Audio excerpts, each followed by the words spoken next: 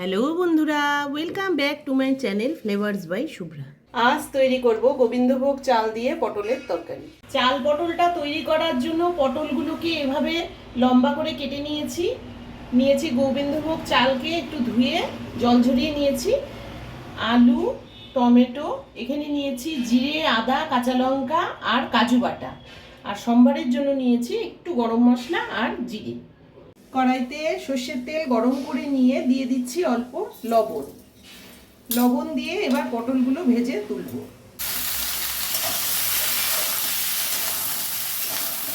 এবার পটলে দিয়ে দিচ্ছি এক চুটকি হলুদ দিয়ে আরেকটু ভালো করে ভেজে তারপরে উঠিয়ে নেব। পটলগুলো ভাজা হয়ে গেছে, তুলে নিচ্ছি। এবারে গোবিন্দভোগ চালটাতে লবণ হলুদ মাখিয়ে ভেজে নিচ্ছি।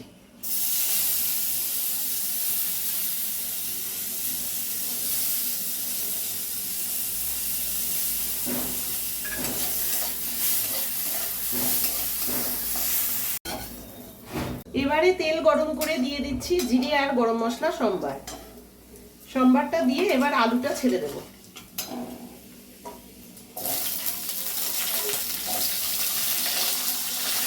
আলু দিয়ে টমেটোটাও একসাথে দিয়ে দিচ্ছি।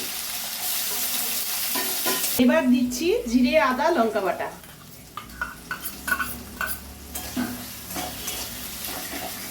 এখন দেব লবণ, হলুদ গুঁড়ো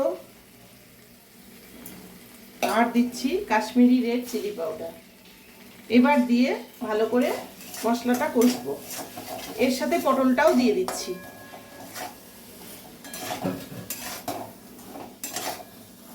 5-7 মিনিট ভালো করে কষিয়ে নিয়ে সামান্য একটু জল দিয়ে দিচ্ছি। দিয়ে এবার দিয়ে দেব আতপ চাল।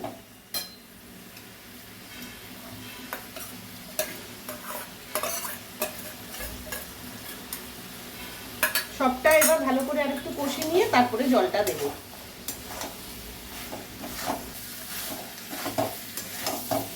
মশলাটা ভালো করে কিছুক্ষণ কষিয়ে নিয়ে এবার একটু জল দেব। প্রথমে চালটা যেহেতু সেদ্ধ হওয়ার ব্যাপার আছে, পটলটাও একটু সেদ্ধ হবে, সেই জন্য একটু জল দিয়ে দিচ্ছি। জল দিয়ে একটু ঢেকে দেব।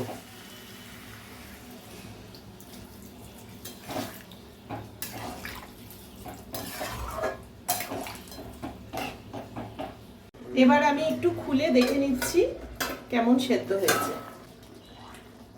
সেদ্ধ হয়ে গেছে সম্পূর্ণ।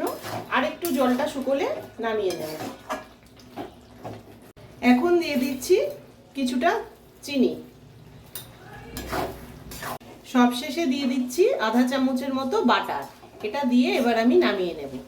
তোমাদের যদি চাল পটলের এই রেসিপিটি ভালো লেগে থাকে তাহলে ভিডিওটিকে লাইক করো, চ্যানেলটিকে সাবস্ক্রাইব করো, আর যারা ফেসবুক পেজ থেকে দেখছো তারা পেজটিকে ফলো করে দিও।